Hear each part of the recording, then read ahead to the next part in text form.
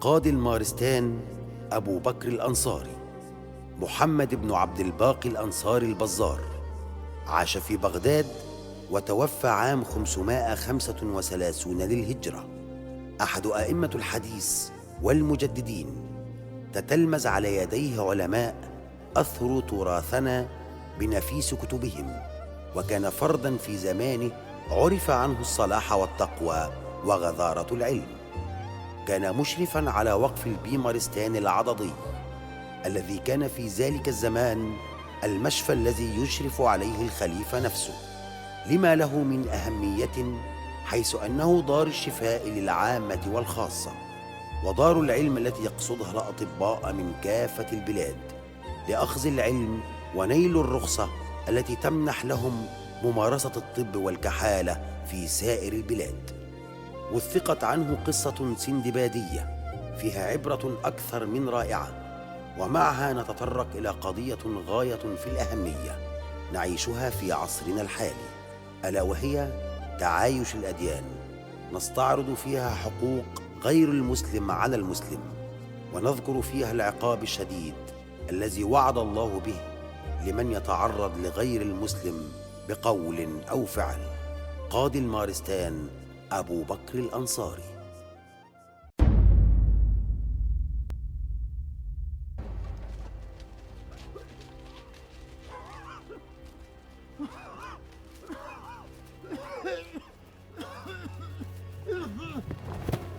أبي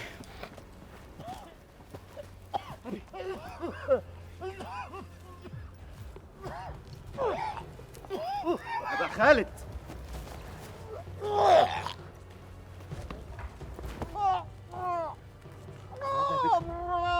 ماذا بك؟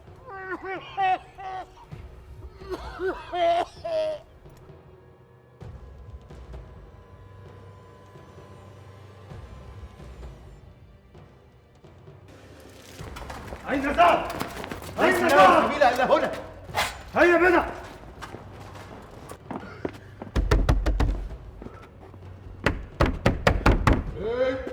من الطارق؟ افتح يا أبا بكر. إلى أين؟ للبيوت حرمتها. أجرني أجرك الله، يريدون قتلي. من ولم؟ أين هو؟ لا وقت لهذا، لا بد أن نقتله. بالله عليك. خلف الباب، خلف الباب.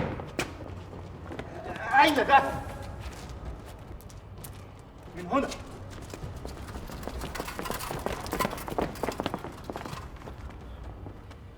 عذرا إن أفزعناك أيها الشيخ، لكننا نبحث عن قاتل فر منا. أهو طبيب البيمارستان؟ أرأيت ذلك الذمي الملعون؟ المسلم ليس باللعان، أم أنك تخالف رسول الله صلوات الله وسلامه عليه؟ معاذ الله أيها الشيخ، لكنه يهودي قتل أبا صاحبي، ولا بد أن نجتز رأسه. أهو حكم قاض أم حكم جاهلية؟ بل هو الحق من كتاب الله، نفس بنفس. أقسمت بالله ألا أرجع إلا برأسي. القسم بما حرم الله باطل. وما أدراك أنه حرام. هل أقمت الحجة عليه بين يدي أهل الصلاح والتقوى وعلى رؤوس الأشهاد، أم أنك اكتفيت بالظن ووساوس الشيطان؟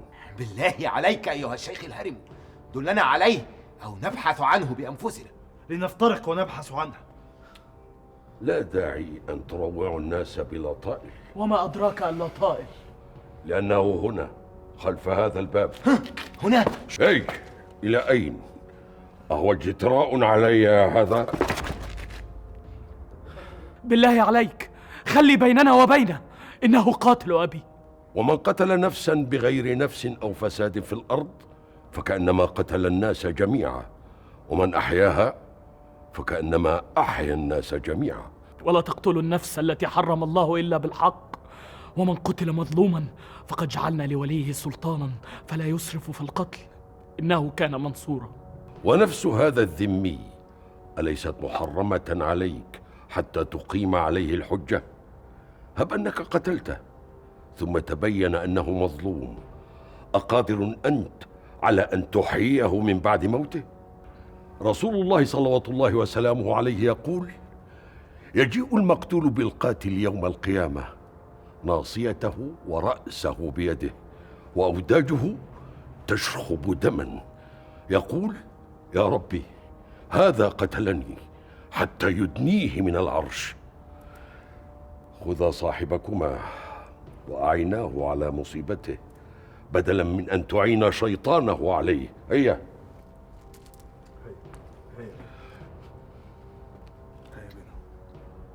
هي، لا تدفنوا القتيل حتى ننظر في أمره في الغد. ها سبحان الله، أي ظلم هذا؟ أنضيع دمه ونؤخر دفنه؟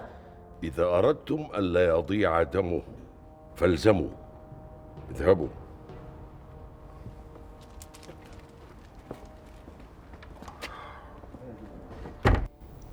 بسم الله الرحمن الرحيم. عذرا إن أثقلت عليك، لكنني لم أجد سواك ألجأ إليه. لا عليك يا ولدي، خيرا فعلت. لن أطيل مكوثي، سأمضي إلى بيتي. بل تأكل وتبيت عندي حتى الفجر، فأنا لا آمن عليك إن خرجت أن يتربص بك هؤلاء. أو يفعلونها؟ الشاب مفجوع في أبيه ولا يدرك ما الذي يفعله، وصحبته صحبة السوء والله.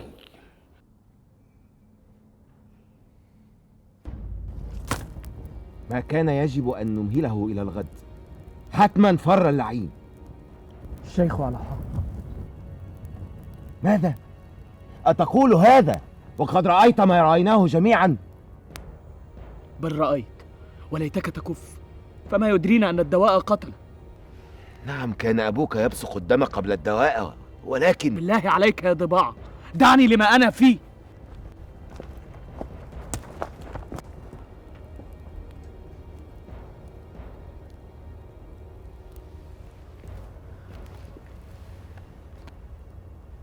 يوسف، اصدقني القول. أقسم بربي موسى أنا لا أسألك عما حدث، فغدا بإذن الله سيكون لنا فيه شأن. فعن أي شيء تسأل؟ ما الذي تفعله في البيمارستان؟ أتعني تعلم الطب؟ أم تركي لأهل جلدتي والإقامة بين علماء ينكرون علي ديني ولا يكلون ثاني عنه؟ كلاهما. أما الطب فرأيت الخلفاء وسادة القوم وحتى عامتهم يبجلون الطب والأطباء ويغدقون عليهم بالأموال والعطايا. أعرف نحن اليهود يجذبنا المال كالفراش مع النار. هذا هو حالنا، ونحن قانعون حامدون مسلمون فيه. أما عن أهل جلدتي فرأيت فيهم أمورا أنكرها، ولكن ما حيلة الفقير الضعيف؟ فرأيت إن أصبت مالا وجاها أملك أمري وأنوء بنفسي عما أنكر، ولكن هذا لا يعني أن أبدل ديني، فكما لكم دين لا ترغبون عنه أنا أيضا لي دين لا أرغب عنه. هذا حق، ولكن مما سمعت لقد سعيت للطب من أجل الجاه والمال. سألتني فصدقتك. الدنيا سهلة على عالم فقيه مثلك، ثري يحترمه البعيد والقريب. أما لمن هو مثلي فلنا شأن آخر معه. أتظنني لم أعرف العوز وأنا في مثل سنك؟ أنت محال. أذن منك، لم أقصد، ولكن لا عليك يا ولدي، لا عليك. ما رأيك في أن أقص عليك كيف صرت غنيا من بعد فقر؟ فما حدث الليلة لن يسمح لنا بسبيل إلى النوم. لا أحب إلي من هذه القصص. كنت مجاورا للكعبة آخذ العلم عن الفقهاء والمحدثين، وكشأن طلبة العلم عشت العوز والجوع. نعم، كنا نظن بالساعة أن تضيع دون حفظ جديد أو علم مفيد. وذات الليلة شعرت بجوع ما شعرت به من قبل. صبرت النفس فما صبرت.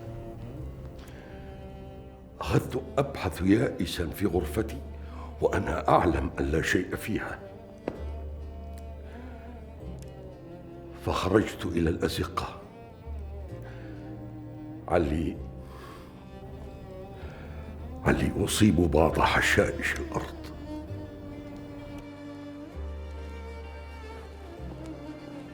اللهم إني أسألك من فضلك ورحمتك فإنه لا يملكها إلا أنت.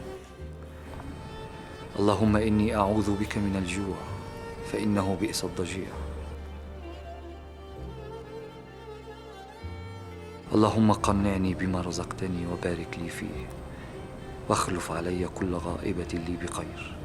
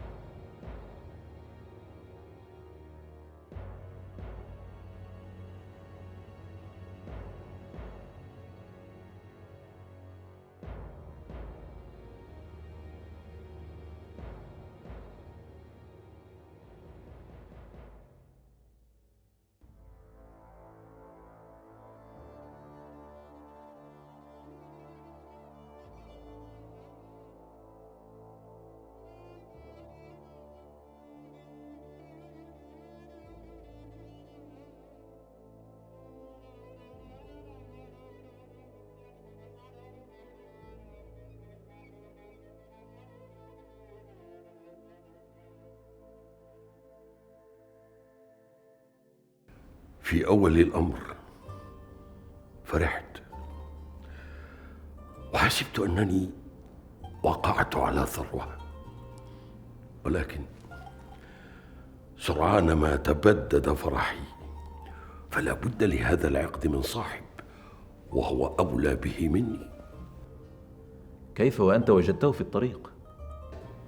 في الإسلام تسمى هذه لقطة، وهي لا تحل لنا إلا بعد إشهارها لحول كامل.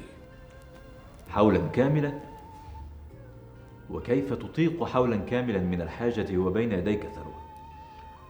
الحمد لله، فقد أعفاني ربي من هذا. وكيف ذاك؟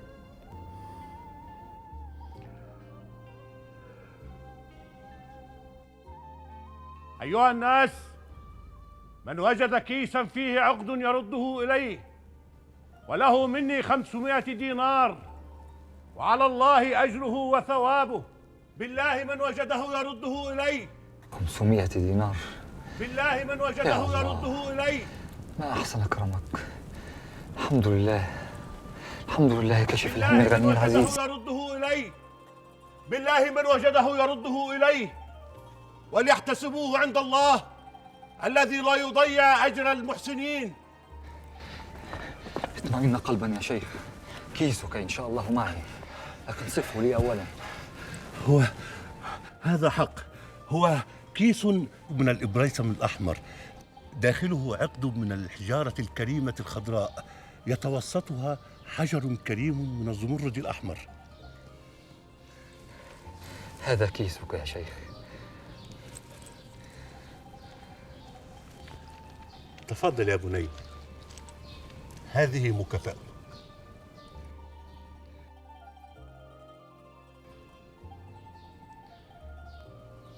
خذها يا بني، هي حق. لا يا شيخ، والله لا أدفعها كرها ولا اضطرارا، وإنما أدفعها فرحا وامتنانا. لا يا شيخ، لن آخذ مالا على أمانة ردت إلى صاحبها. هي ليست أجرا، وإنما مكافأة لأمانتك. اللقطة ترد إلى صاحبها دون شرط. لن أقبل مالا لشرع سنه الله. هلا أخذت هذا المال يا بني واستعنت به في أمرك؟ والله يا شيخ لا أشد مني حاجة إلى هذا المال، ولكن نفسي تتوق إلى خير أعظم. وما هو؟ قول رسول الله صلى الله عليه وسلم: ما من عبد ترك شيئا لله إلا أبدله الله به ما هو خير منه من حيث لا يحتسب، وما تهاون به عبد فأخذه من حيث لا يصلح إلا أتاه الله بما هو أشد عليه منه من حيث لا يحتسب. إن الذين آمنوا وعملوا الصالحات إن لا نضيع أجر من أحسن عملا. صدق الله العظيم. العقد ورددته، لا بأس، لقطة ودينك حرمها عليك، فلماذا رددت المال؟ لم تكن نفسي لتطمئن أو تهدأ. ثروة كهذه ونفسك لا تطمئن لها؟ أكان هذا الرجل يعطيني هذا المال لو لم يفقد عقده؟ بالطبع لا. وإذن كيف آخذ مالا أكره صاحبه علي؟ لكنه ألح عليك، ثم إنك كدت أن تهلك جوعا. حين رأيت فرحه أدركت أنني أتيت أمرا يرضي الله عز وجل، فرضيت أن أمس مرضاة ربي بمال قل أو كثر. ورب موسى أمرك العجيب. وماذا فعلت بعدها؟ اشتد بي الفقر وتقطعت السبل، وما عدت أقوى على الصبر، فحزمت أمري وركبت البحر كي أحصل على قوتي وبعض الدراهم. تفرط بعقد يساوي ثروة وتتنزه عن مئات الدنانير من الذهب وتقنع بدراهم؟ هذا هو الزهد؟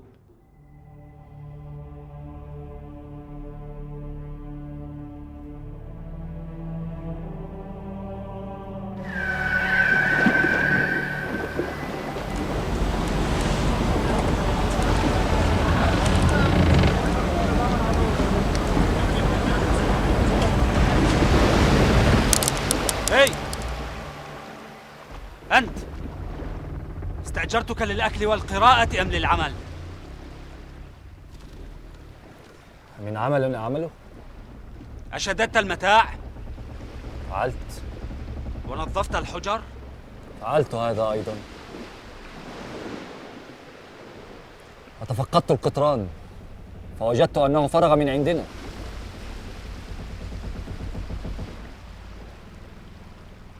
وما شأنك أنت بالقطران؟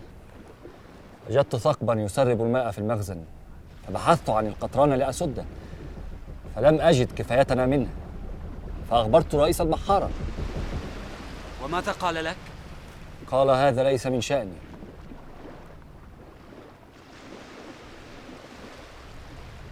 إذن هذا ليس من شأنك.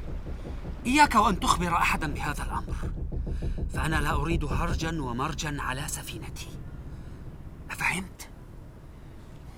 ولكن يا سيدي، أليس في هذا خطر على السفينة؟ أخبرني أيها المتطفل الغر، أخبرتك في البحر كخبرتي؟ بالطبع لا. أنفسك عندي أغلى من نفسي؟ لا. فاعلم بأني ما كنت لأهلكها. إن أردت البقاء على سفينتي فالزم عملك وأمسك لسانك.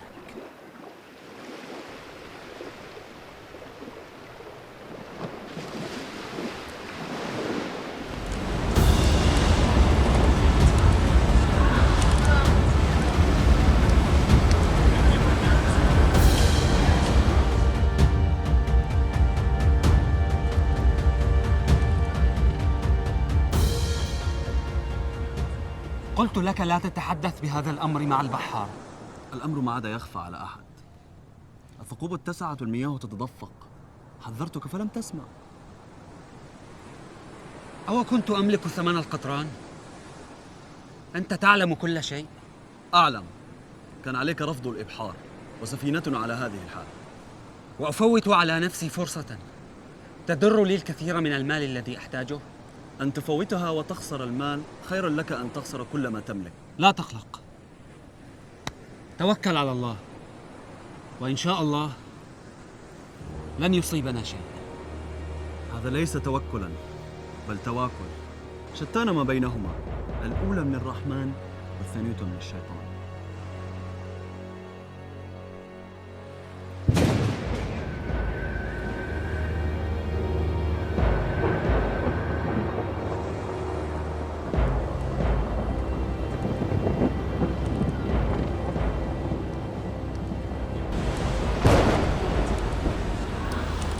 رأيت في عينيه شرا مستطيرا، وكأنه والله أعلم قد بيت لي أمرا،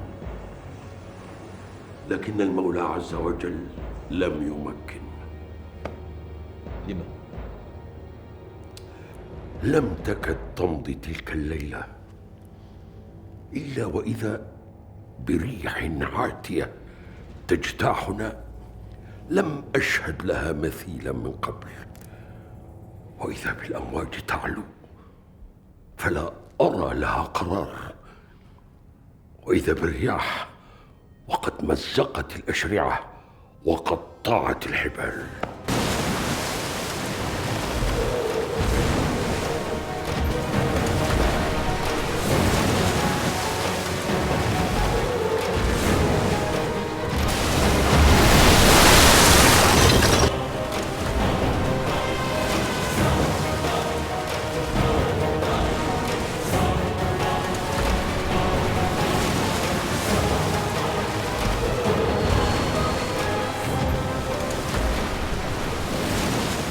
وهل نجوت؟ أقصد البقية، هل نجوا؟ مات في تلك الليلة خلق كثير بسبب إهمال ربان أهمل في الأخذ بالأسباب وطمع في مال لم يصب منه شيئا. وأنت كيف نجوت؟ الله أكبر الله أكبر، أشهد أن لا إله إلا الله. ما زال هناك متسع للصلاة، هل أتممت لي القصة؟ الآذان نداء من المولى عز وجل كي نقف بين يديه، فهل تملك أنت أن تتأخر عن حاكم من حكام الدنيا إن استدعاك إليه؟ لكنني أرى بعضكم يؤخرونها. ذلك للمضطر، وضيف مستجير في بيتك، أليست ضرورة؟ لن أتركك حتى أوصلك إلى بيتك وتتمت القصة. أتمها إليك إن شاء الله، حتى وإن أدنتك واضطررت إلى ضرب عنقك. أو تفعلها؟ أنت هنا ضيفي أكرمك، أما في مجلس القضاء أنت متهم. إن كنت بريئا نجوت برأسك، ماذا وإلا؟ لا تكمل. أحببت الشطر الأول وأكره سماع الثاني. عجل بصلاتك، ستتأخر.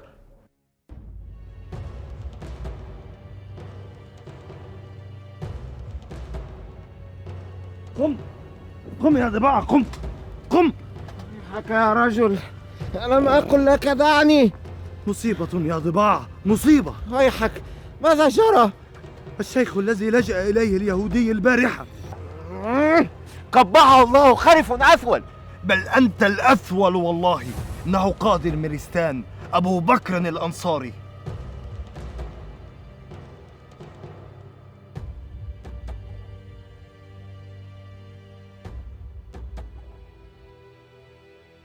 ويحي إن كان ما تقول.